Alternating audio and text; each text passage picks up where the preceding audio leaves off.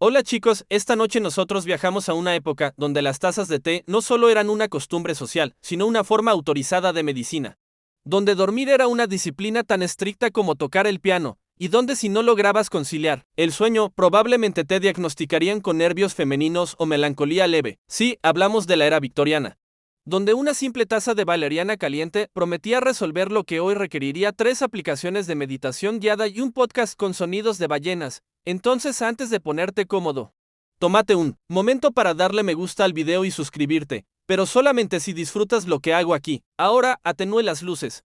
Tal vez encienda un ventilador para obtener ese suave zumbido de fondo y comencemos juntos el viaje de esta noche. Tú estás sentado en una habitación con las cortinas ya corridas. Y el cielo apenas conserva ese gris morado que anuncia la llegada del sueño. Es hora del té, pero no de cualquier té, en la Inglaterra victoriana. Esta taza tiene un propósito: dormirte como si fueras un lord bien criado con cero problemas económicos y un exceso de alfombras orientales. Una criada entra con una bandeja de plata real, o al menos convincente, y te ofrece una infusión de raíz de valeriana. Tiene un aroma terroso, casi húmedo, como si alguien hubiera mezclado flores secas con un trozo de sótano. A tu lado, sobre la mesa baja de roble, se encuentran otras opciones populares de la época. Infusión de lechuga, sí, eso era real. Té de amapola y una especie de caldo tibio con hojas de naranjo, que supuestamente relajaba los humores. Beber una taza de valeriana no era solo tomar medicina, era un acto social, casi ritual. Las familias respetables tenían horarios específicos para el té del sueño. Se bebía en silencio, con la espalda recta y mirando por la ventana, como si fueras parte de un retrato con marco dorado. Y, si te preguntabas por el azúcar, no, eso solo era para los ricos o los niños bien portados. Los adultos verdaderamente serios sobre el insomnio lo bebían amargo, porque la amargura purifica el carácter, según algún médico que claramente dormía demasiado poco. Aquí va una curiosidad marginal: algunos manuales domésticos recomendaban hervir lechuga en leche y agregarle nuez moscada, para inducir un sueño sin pensamientos desagradables. ¿Qué tipo de pensamientos eran esos? Nadie lo dice, pero probablemente incluían las facturas o algún chisme de la parroquia. Este brebaje, por cierto, olía como una sopa de ensalada olvidada. No es casualidad que durante el siglo XIX se empezaran a comercializar libros enteros de recetas para el sueño. Uno de ellos, muy citado, incluía la decoction 23B, una mezcla de valeriana, lavanda y algo misterioso llamado agua de Venecia, que aún hoy genera debates entre historiadores. Algunos dicen que era simplemente agua con perfume, otros aseguran que tenía trazas de opio. Lo que es seguro es que no deberías beberlo antes de operar maquinaria pesada, o jamás. Mientras tú sorbes la infusión, tu mente se va aflojando, como los cordones de un corsé al final del día. El reloj de péndulo en la esquina suena cada 5 minutos, marcando la cadencia de una rutina cuidadosamente diseñada para conducirte al descanso. Afuera, alguien camina sobre la grava. No se apuran. En esta época, el sueño se merece su tiempo. Todo lo que es apurado es vulgar. Chiste número 1. Imagínate decirle a tu médico moderno que no puedes dormir y que lo has intentado todo, excepto una taza de ensalada caliente.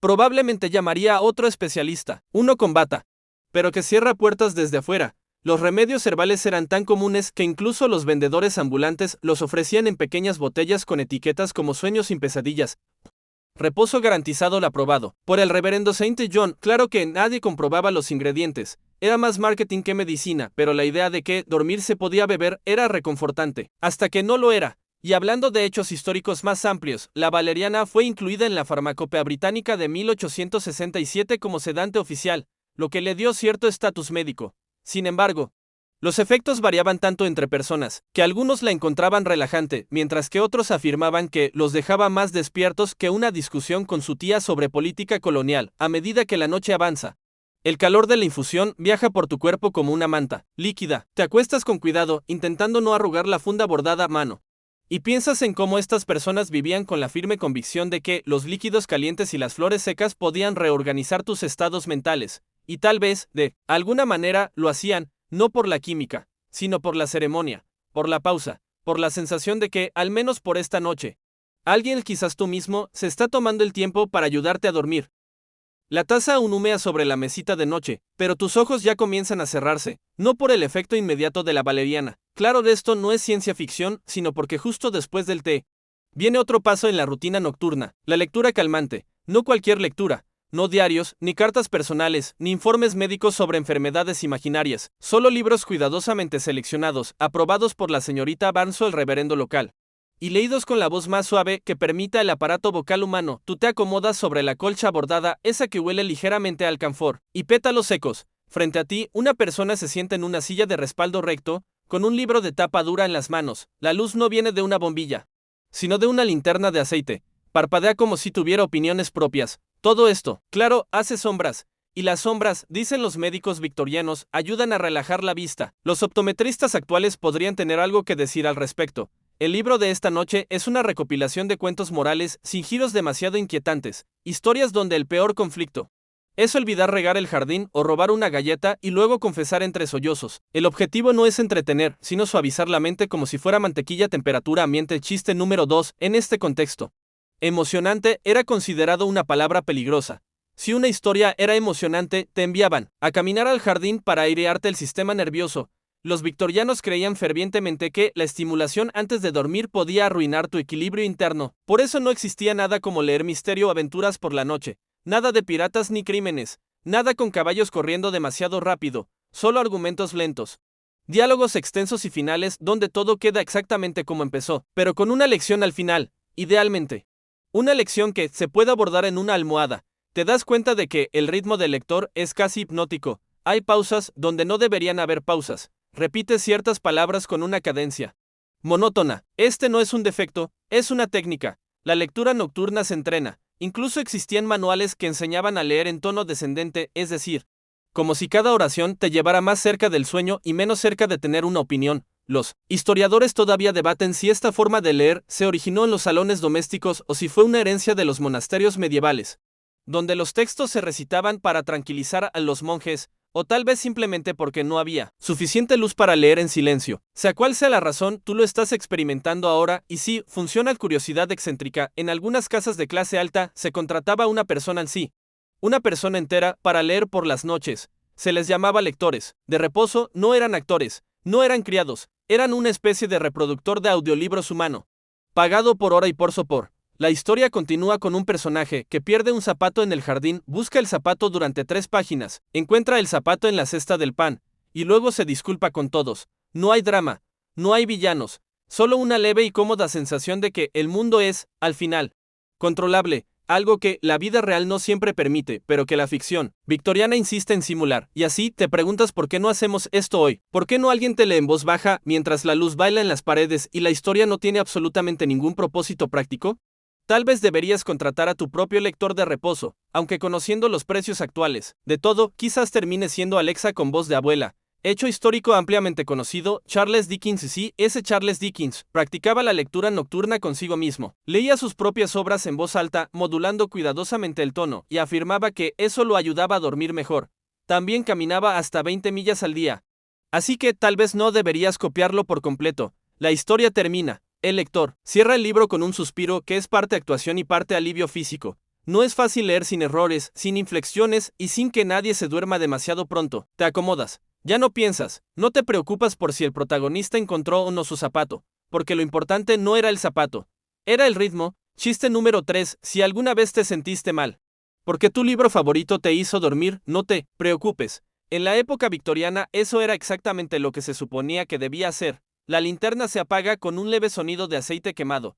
La oscuridad es total, excepto por una rendija bajo la puerta que deja escapar un pequeño halo dorado. Es tarde, pero eso está bien. Aquí, la noche no da miedo. Está diseñada para acogerte como un abrigo que solo se usa cuando ya no necesitas ir a ningún lado.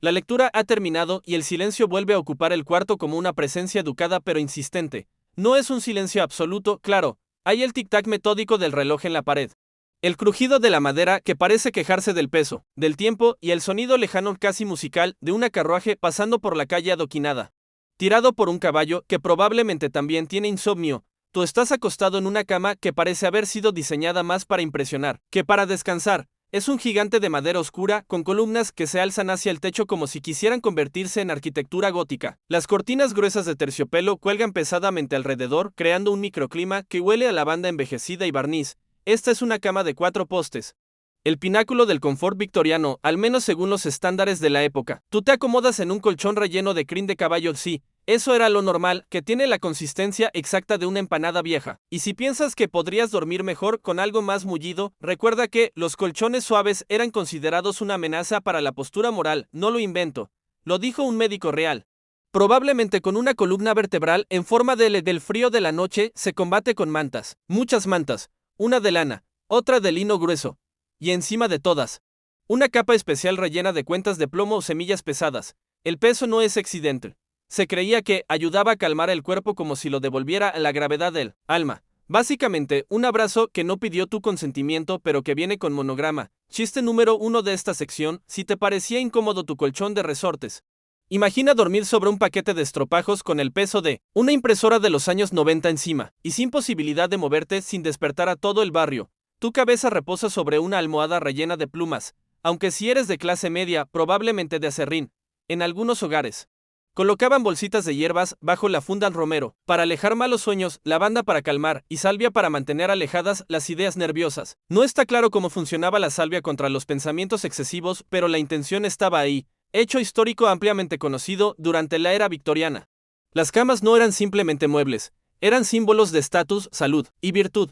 El tamaño, los materiales, incluso la orientación de la cama norte-sur, de ser posible, eran considerados vitales para una buena noche de sueño. Dormir mal no era solo incómodo, era sospechoso. Los historiadores todavía debaten si la obsesión con la cama perfecta era una manifestación de la ansiedad puritana sobre el cuerpo, o simplemente una excusa para justificar gastos absurdos en carpintería tallada.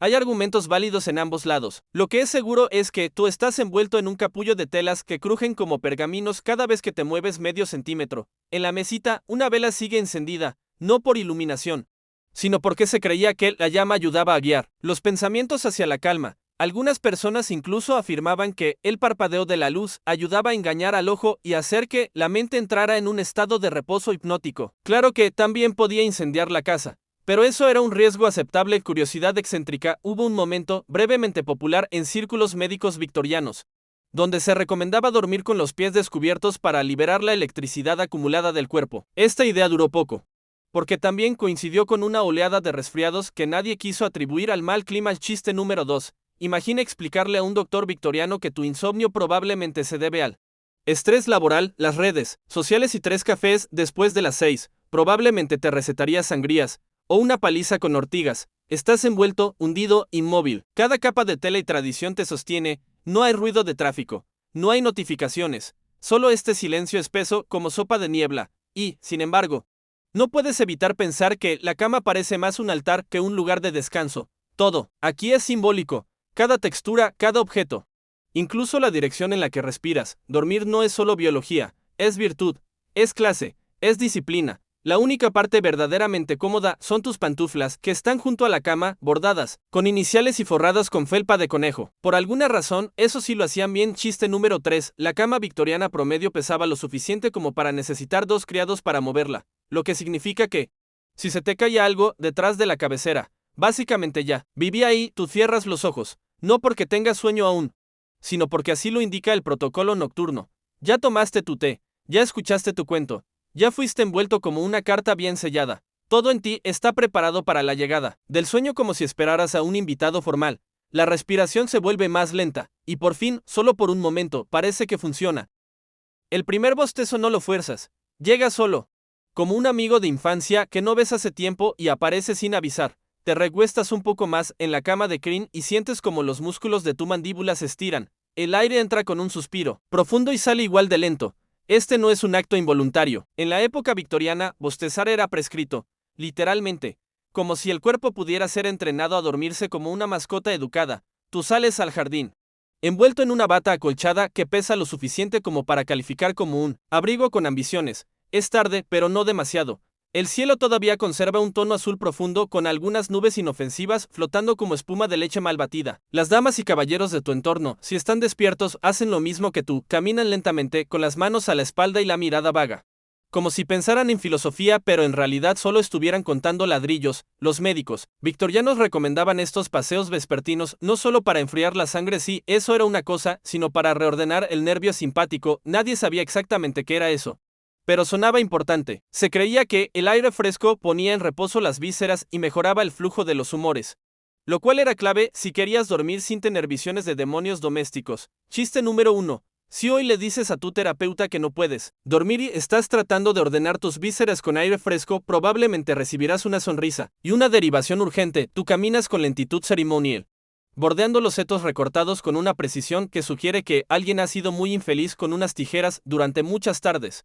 A lo lejos, una fuente murmura. Cerca, las flores nocturnas abren sus pétalos con esa arrogancia dulce de quien sabe que nadie va a interrumpirlas. Aquí, hasta el perfume del jardín parece coreografiado. Hecho histórico ampliamente conocido, durante el siglo XIX se volvió costumbre en muchas casas victorianas salir a pasear por los jardines justo antes de acostarse. Era parte del higienismo moral, una doctrina que combinaba salud física, pureza espiritual y un miedo excesivo a los sofás blandos. Mientras caminas, practicas lo que se llamaba el silencio interno. No hablar, no cantar, no pensar, demasiado fuerte.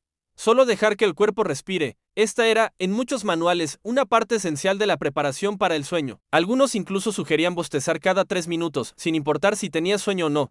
Como si pudieras convencer al cuerpo a través de la repetición mecánica. Los historiadores todavía debaten si este tipo de paseos eran verdaderamente eficaces para el insomnio o si eran simplemente otra manera de evitar el contacto social antes de que inventaran la excusa del modo avión. Lo cierto es que funcionaba, o al menos no hacía daño. Salvo en invierno, claro, cuando el aire refrescante venía con consecuencias como pulmonía, fiebre glenyal y muerte. Chiste número 2. Nada dice dulces sueños como una caminata helada en bata, con riesgo de tuberculosis, porque alguien leyó que el oxígeno relaja la bilis. En tu paseo te cruzas con un gato, o al menos eso crees. Puede ser una sombra, puede ser tu imaginación proyectando formas cómodas. Lo importante es que no hay nada urgente aquí. El suelo está húmedo pero no resbaladizo. El viento es casi musical. Y cada paso que das parece más liviano que la anterior. Curiosidad excéntrica. Hubo una moda breve y extrañísima entre ciertas clases altas de caminar al revés durante los paseos nocturnos para engañar al sistema nervioso. La lógica era que si tu cuerpo esperaba caminar hacia adelante, darle lo contrario lo desorientaría tanto que se rendiría y te dejaría dormir. Esto duró poco, probablemente porque la gente se caía. Tú terminas el paseo en un pequeño banco de hierro, tan frío que el contacto despierta hasta las rodillas. Te sientas un momento, respiras, bostezas otra vez, no porque lo intentes, sino porque el aire lo exige, y piensas, con esa lentitud amable que aparece justo antes del sueño, en cuán diferente es todo aquí. Dormir no es una lucha, es una coreografía, una ópera en cámara lenta. Cada detalle del paseo, el silencio, el bostezo, es parte de una partitura invisible escrita para convencer al cuerpo de que todo va a estar bien. Chiste número 3. En la época victoriana, si alguien decía que salía a tomar aire, probablemente era literal. Hoy, eso es más bien código para me escapé de la reunión de Zoom. La luna aparece, tímida pero clara. Su luz cae sobre el camino empedrado y tú te levantas, sabiendo que es hora de volver. El paseo no era para llegar a ningún sitio, era para regresar diferente, más lento, más ligero, más listo para acostarte en esa cama de museo con forma de sarcófago real. Y mientras regresas al interior de la casa, con el aire fresco todavía acariciando tus mejillas, sabes que el siguiente paso es el más difícil, no pensar en nada. De vuelta en tu dormitorio, con la bata colgada ordenadamente sobre un perchero que probablemente tenga nombre propio, te sientas al borde de la cama y te enfrentas al mayor desafío de todos, no pensar en absolutamente nada útil. Según los expertos victorianos, era el arte más elevado del descanso. Dormir no era simplemente cerrar los ojos, era anular la mente, apagarla como una lámpara de aceite, cuidadosamente, con una cucharita de metal, si hacía falta. Porque si tu mente comenzaba a repasar la lista de cosas que no lograste hacer hoy, regar las plantas, escribir esa carta, evitar mirar fijamente a la señora Witherspoon en la misa, entonces el insomnio ya había ganado. Entonces tú practicas lo que los manuales llamaban desocupación progresiva del pensamiento. ¿Cómo se hace eso? Pues bien, podías empezar repitiendo una palabra irrelevante como almohada una y otra vez hasta que perdiera todo significado. Almohada, almohada, almohada. ¿Ves? Ya suena como el nombre de un reino perdido en algún mapa del siglo XIII. Chiste número 1. Hoy le llamamos meditación. En la época victoriana, era básicamente aburrirte con estilo, o podías visualizar objetos simples, un reloj de péndulo que no se mueve, una lámpara apagada, un pastel sin velas, o incluso, según una de las guías más citadas del siglo XIX, un sombrero flotando en un estanque sin agua. Porque, claramente, los terapeutas de la época eran poetas frustrados. Hecho histórico ampliamente conocido, el famoso filósofo victoriano Thomas Carlyle recomendaba contar hasta 100, luego desde 100 hacia atrás, pero solo con los múltiplos de 3. El esfuerzo mental es lo justo para cansar sin agitar, escribió, aunque, si lo piensas, es justo lo que uno hace durante un examen de matemáticas. Así que quizá no era la mejor idea. Tú decides probar otra técnica sugerida por un tratado de 1859, visualizar una puerta que se abre lentamente. Y detrás de esa puerta hay otra puerta, y otra, un túnel de puertas. Nada pasa, solo se abren, y tú caminas, lento, silencioso. Al parecer, los psicólogos victorianos inventados sabían algo sobre el cerebro que hoy llamamos autosugestión pasiva, o sea, aburrirse hasta apagarse. Los historiadores todavía debaten si estas técnicas eran realmente eficaces o simplemente funcionaban por el poder de la fe y la falta total de pantallas luminosas. Lo que sí está claro es que no pensar no es tan fácil como suena, especialmente si estás acostado en una cama de 500 kilos, bajo una manta con densidad de metal en completa oscuridad. Sin siquiera la opción de contar likes o revisar. Sí, alguien miró tus historias. Curiosidad excéntrica. Hubo un pequeño culto en Bed a finales del siglo XIX que creía que, si uno pensaba en frutas redondas justo antes de dormir, los sueños serían más felices. Uvas, manzanas, ciruelas. Nada con esquinas. Las esquinas, decían ellos, cortaban el flujo del subconsciente. La ciencia moderna no respalda esto, pero ¿qué sabes tú? Quizás hoy sueñes con una pera de terciopelo bailando sobre nubes. Chiste. Número 2. En tu época, intentas dejar la mente en blanco y terminas pensando en tu peor recuerdo de secundaria. En la época victoriana, te recetaban visualizar un reloj de arena que no se termina nunca, que, francamente, suena igual de estresante. Tú respiras, no profundamente, solo, lo justo. La manta ya no te pesa, ahora se siente como si fueras parte de la cama, como si tu cuerpo se hubiera fundido con la madera, el lino y el recuerdo de todos los que alguna vez durmieron aquí. Y entonces aparece un pensamiento rebelde. Algo trivial, el color del vestido de la señora York en el picnic de la semana pasada. Era demasiado azul, casi insultante. Pero no importa, lo dejas pasar, no lo alimentas, y con ese gesto minúsculo, le dices a tu cerebro, no esta noche. Hecho adicional curioso, los manuales de autoayuda victoriana incluían secciones completas sobre cómo reclinar la mente sin dejarla escapar. Una especie de equilibrio entre meditar y no pensar en que olvidaste cerrar la ventana del gallinero. Chiste número 3. Si pensar en nada fuera fácil, no existirían podcasts de 5 horas titulados Sonidos suaves de trenes lejanos en Estaciones imposibles. Tú flotas, casi, y no sabes si llevas 5 minutos o 30 en este estado entre pensamiento y sueño. Pero eso tampoco importa. Lo importante es que no hay tareas, no hay conversaciones pendientes, solo esta quietud, esta pausa que la vida te concede sin pedir explicaciones. Y ahí, entre una puerta imaginaria y la repetición silenciosa de la palabra almohada, te das cuenta de que quizás los victorianos no lo tenían tan mal. Sí, la cama cruje. Sí, la leche con lechuga era una lección criminal, pero sabían que el descanso merecía esfuerzo. Y tú, ahora, también lo sabes. Hay un frasco sobre la cómoda. Su tapa es de estaño, decorada con pequeñas flores en relieve, y está etiquetado en cursiva dorada, elixir de reposo del Dr. Zeki. No está solo, a su lado hay una fila de botellas y viales, algunos con líquido ámbar, otros con polvo, y uno que parece contener la esencia misma de una noche larga y silenciosa. Tú te levantas lentamente, aún envuelto en esa pereza noble que solo la presomnolencia sabe cultivar. Te acercas al frasco, lo abres, con delicadeza reverencial, y de inmediato te invade un aroma espeso, dulce, terroso, con un toque casi metálico. Esto no es té, esto es otra liga. Los victorianos tenían remedios para dormir que harían que cualquier farmacéutico moderno se desmayara directamente sobre su mostrador de mármol. En esta época, si no podías dormir con valeriana y cuentos suaves, recurrías al siguiente nivel, el láudano, una mezcla entre opio y alcohol, o como se le decía cariñosamente en algunos círculos, una siesta embotellada. Hecho histórico ampliamente conocido, el láudano era comúnmente recetado en el siglo XIX, no solo para el insomnio,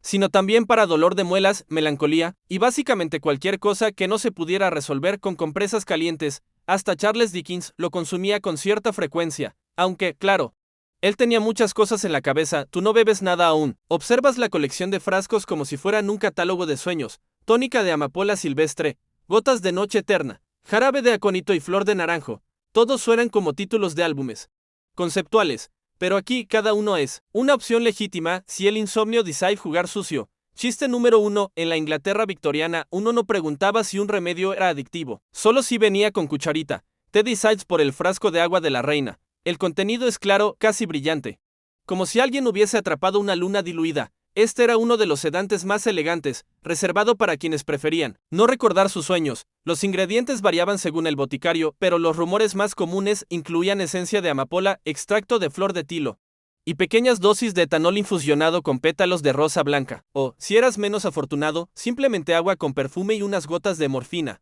Curiosidad excéntrica, se decía que algunas damas mantenían un vial de agua de la reina bajo la almohada. Por si acaso la noche se volvía terca, a veces también lo usaban como perfume. Nadie supo nunca si eso ayudaba a dormir. pero sin duda hacía que olieran como jardines narcóticos. Los historiadores todavía debaten si el uso extensivo de estos elixires era una respuesta médica sincera o simplemente una forma elegante de mantener a las clases altas suavemente drogadas. Las recetas, de hecho, variaban por clase social. A los pobres se les ofrecía cerveza tibia con raíz de mandrágora. A los ricos, algo que probablemente costaba más que el salario mensual de quien lo preparaba. Tú bebes solo una cucharadita, no más. El sabor es floral y ardiente. Como si una lavanda decidiera estudiar alquimia. Te recuestas de nuevo, sintiendo una calidez peculiar extenderse desde el estómago hasta las yemas de los dedos. No es un mareo, es una neblina interna. Como si el cuerpo supiera que puede bajar la guardia. Chiste número 2. ¿Cómo saber si tu jarabe nocturno es demasiado fuerte? Si despiertas en otro siglo, probablemente te pasaste de dosis. El frasco regresa a su lugar. Y tú cierras los ojos. Todo se ha ralentizado. Incluso los pensamientos parecen usar bastón. La mente ya no corre, trota, camina, se detiene, mira, una flor, y no se preocupa por nada. Hay algo escalofriantemente bello en esta dependencia ritual. El hecho de que dormir era visto como una conquista, no un accidente. Se hacía todo un espectáculo de ello. Ropas especiales, tés, lecturas, paseos, y, si nada de eso funcionaba. La alquimia líquida del sueño embotellado. Hecho marginalmente incómodo, algunas madres victorianas daban láudano a sus hijos para que durmieran sin molestar. Esto no es una broma. Existen registros completos de siropes para calmar al niño llorón, muchos de los cuales incluían opio, morfina o cloroformo. Así que, la próxima vez que te quejes de no dormir porque tu perro se movió en la cama, recuerda que algunos bebés del siglo XIX dormían como rocas. Por razones inquietantes, tú, sin embargo, duermes porque te lo has ganado, porque has ejido el ritual capa por capa como una cebolla ceremonial. Y ahora, con el elixir circulando suavemente por tus venas, todo parece flotar. Chiste número 3. En 1852, una señora en Beth escribió que su esposo no podía dormir sin su tónico de sueño. Más tarde se descubrió que consistía en brandy con azúcar. Técnicamente, no mentía. Dormía como una piedra felizmente intoxicada, en esta habitación donde el reloj ya no late. Tú te deslizas hacia un sueño suave y sin filos, un sueño donde nada ocurre con urgencia, donde ni siquiera sueñas con nada específico, solo duermes. Y eso, en este siglo, ya es milagro suficiente. La habitación permanece en penumbra, nada se mueve, excepto tal vez un pensamiento ocasional que flota como polvo iluminado por una rendija de luna. Duermes, o casi. Y es en ese casi donde muchos victorianos encontraron su identidad nocturna. En el insomnio elegante, la vigilia decorosa, el desvelo convertido en virtud moral, tú te despiertas levemente. No porque algo te interrumpa, sino porque, a veces, el cuerpo simplemente se niega a obedecer el horario. Y en la época victoriana, eso podía ser interpretado como un signo de refinamiento, porque dormir demasiado era de campesinos, pero no, dormir. Eso era arte. Te sientas en la cama, las mantas a medio camino entre los hombros y la cintura, y piensas en nada específico, o en todo, pero sin forma clara, un sonido. Quizás una lechuza interrumpe la perfección de la noche, y tú te permites disfrutarlo. No hay prisa. Aquí, incluso el insomnio se toma su tiempo, hecho histórico ampliamente conocido. Muchos intelectuales y artistas victorianos como Florence Nightingale, Charles Darwin o incluso Elizabeth Barrett Browning sufrían de insomnio crónico y lo documentaban como si fuera una medalla. En cartas y diarios personales se escribía sobre noches enteras de lectura, oración, escritura o conversación con uno mismo. No dormir no era una falla del cuerpo, era prueba de una mente que simplemente pensaba demasiado para descansar. Tú te levantas y te sientas junto a la ventana, donde el vidrio ligeramente ondulado distorsiona la luna en formas que solo se ven a las 3 de la mañana. Hay un silencio profundo allá afuera, roto solo por el tic-tac metódico del reloj que, curiosamente, no te molesta. Es como si compitiera contigo a ver quién puede pensar menos ruidosamente. La idea era esta: si no puedes dormir, al menos hazlo, con dignidad. No revolcarte, no suspirar fuerte, no hablar solo como un loco del parque, sentarte, leer algo leve, bordar. Si eras del tipo industrioso, o simplemente mirar la noche como si pudieras entender su gramática. Curiosidad excéntrica. En ciertos círculos literarios se escribían poemas exclusivamente durante episodios de insomnio. Uno de los más conocidos, To Sleep de Wordsworth, fue leído en salones privados como una especie de ritual para no dormir más profundamente, sino para resignarse con gracia al hecho de no hacerlo. Chiste número 1. En el siglo XXI, el insomnio se combate con melatonina y desesperación. En la era victoriana, se combatía con filosofía y almohadas excesivamente bordadas. Tú hojeas un pequeño libro encuadernado en cuero. No lees realmente. Solo dejas que las palabras pasen como una brisa tibia. Son pensamientos ajenos, suficientemente suaves para no provocarte nada fuerte. Y eso es perfecto. Los manuales recomendaban no leer nada controversial, científico o cómico después de las 9 de la noche, porque cualquier emoción podía provocar una alteración de los humores y una dificultad en la digestión espiritual. Los historiadores todavía debaten si esta visión del insomnio como un estado noble era una forma de racionalizar una epidemia silenciosa de ansiedad crónica causada por el ritmo frenético de la revolución industrial, las exigencias sociales y la falta absoluta de persianas decentes, o si realmente había un valor estético en la vigilia nocturna. Tú, ahora mismo, no estás seguro, pero hay algo limpio en esto, una pausa que no exige nada, una mente que no quiere entender, solo observar, como mirar una pecera donde nada muere, pero tampoco nada ocurre. Chiste número 2, si alguien hoy te dijera que no duerme porque tiene el alma inquieta, probablemente lo mirarías raro. En la época victoriana, lo invitarías a tomar té y escribirle un poema. Te recuestas nuevamente, no porque esperes dormir ya, sino porque el cuerpo también se cansa de estar despierto sin moverse. Y piensas en esa frase que a veces se susurra en los libros de la época. El sueño es un visitante, no un prisionero. Llega cuando quiere, a veces se va temprano, otras ni aparece, pero nunca hay que llamarlo con desesperación, hay que invitarlo, con modales. Chiste número 3, es curioso que los victorianos pensaran que el insomnio era señal de intelecto, justo la misma época en que usaban corsés tan apretados que no podían ni terminar una frase sin desmayarse. Tu respiración se hace lenta otra vez, quizás esta vez funcione, quizás no, pero no importa, aquí, ahora. Estar despierto también es parte del ritual, no es una interrupción, es un capítulo más y mientras el reloj marca las 3:15 con un clic educado, tú cierras los ojos con la certeza de que incluso no dormir puede hacerse bellamente. Las horas avanzan con pies de terciopelo, el cielo, ese gran dosel oscuro que cubre la ciudad, empieza a aclararse apenas, ni siquiera es el amanecer, es esa etapa intermedia. Como una exhalación del tiempo, una niebla tenue se forma sobre los tejados y los jardines, y el mundo todavía no ha decidido si va a despertarse del todo. Tú sigues en la cama, flotando entre fragmentos de sueños y pausas largas donde no pasa absolutamente nada. Lo cual, por cierto, es perfecto. Esta es la última parte del ritual, el cierre, el momento en que dormir ya no es solo deseo, ni esfuerzo, ni química líquida, es acto de fe, porque en la Inglaterra victoriana, dormir bien era también un deber para la salud, sí, pero también para el alma, y para la reina, por supuesto, sí. Dormir era considerado una virtud moral. Un alma correcta debía dormir en orden, con un cuerpo bañado, una mente purificada y una oración dicha en voz lo bastante baja como para no molestar ni al gato. Dormir era sinónimo de obediencia, al ritmo natural, a las jerarquías celestiales y, como no, al imperio. Tú te encuentras ahora en esa última ceremonia, la más íntima. No hay lectores, no hay tazas de valeriana, no hay más que tú, envuelto entre telas pesadas. Y un pequeño libro de oraciones nocturnas que alguien dejó sobre la mesa. Es delgado, con bordes dorados y letra pequeña. No es necesario leerlo. Ya sabes lo que dice. Hecho histórico ampliamente conocido, a finales del siglo XIX era costumbre en muchas casas hacer una oración específica para pedir descanso no solo físico, sino moral. Algunas incluso incluían menciones directas a la paz de nuestros imperios o la correcta alineación de nuestras almas y digestiones. Tú susurras algunas palabras, no porque tengas que hacerlo, sino porque se siente adecuado. Un cierre, como apagar las luces de un teatro tras la última nota. La habitación parece escucharte.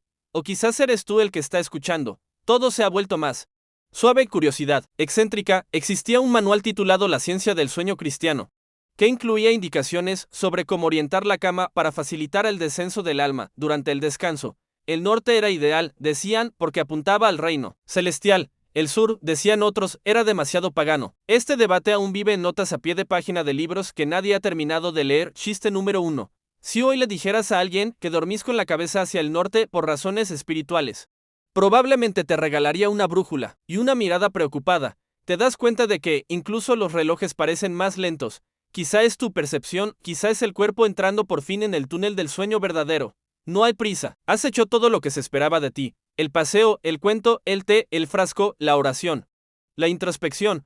Eres un manual victoriano con forma humana. Los historiadores todavía debaten si toda esta solemnidad alrededor del dormir respondía a un auténtico respeto por el cuerpo o si simplemente era una forma más de ejercer control sobre el hogar, la mente y el tiempo. Pero tú no necesitas esa respuesta esta noche, solo necesitas este silencio, este peso amable sobre el pecho, esta temperatura exacta, este no nacer sagrado. Te giras lentamente. No hacia la puerta, ni hacia la ventana, sino hacia el centro, ese punto invisible donde todas las técnicas, pensamientos y hierbas se cruzan como caminos que no llevan a ningún lugar.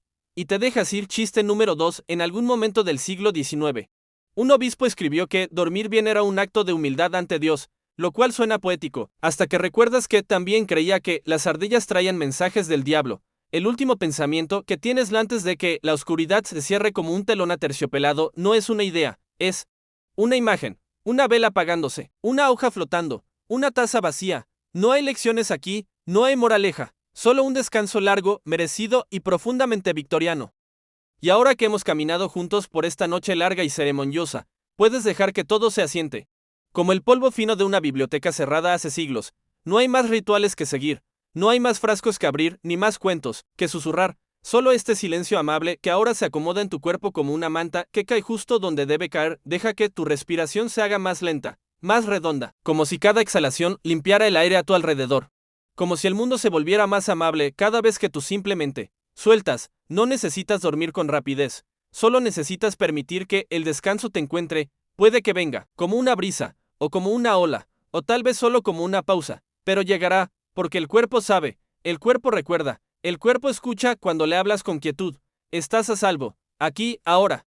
No hay más relojes ni responsabilidades, nada va a interrumpirte, ni pensamientos demasiado pesados, ni sonidos agudos, solo este espacio entre latidos donde las cosas no se definen, solo flotan. Y eso, está bien. Imagina una habitación sin bordes, una cama sin peso, una noche sin fin, no por ser eterna, sino porque no te pide nada a cambio, y si aún no duermes, del todo, no importa. A veces el simple acto de descansar sin culpa ya es suficiente. Duerme, o no, pero quédate aquí, conmigo, con esta historia, con esta calma. Mañana llegará, pero por ahora. Solo importa que estés bien,